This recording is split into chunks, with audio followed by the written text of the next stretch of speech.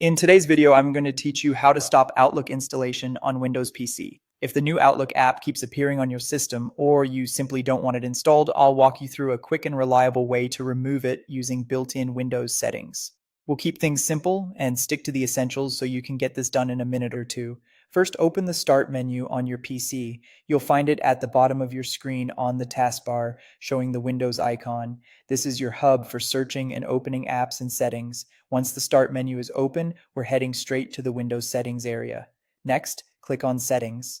It usually appears as a small gear icon, and you may see it pinned on the Start menu. If you don't spot it right away, that's okay. Look for the gear icon or check the list of apps that appear.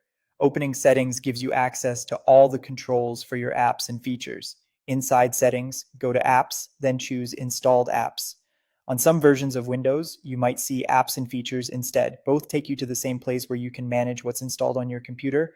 This page lists all apps currently on your system, and you can search or scroll to find the one you want to remove. Now find Outlook New.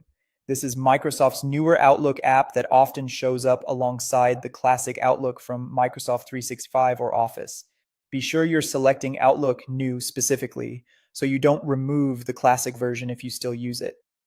When you locate Outlook New, click the three dots next to it to open the Options menu and then select Uninstall.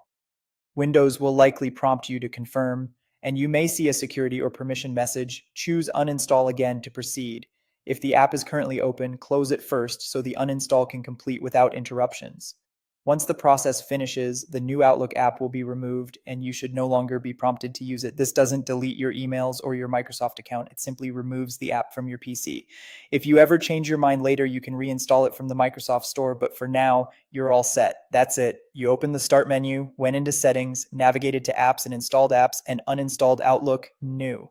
Thanks for watching, and I hope this helped you keep your PC set up the way you like.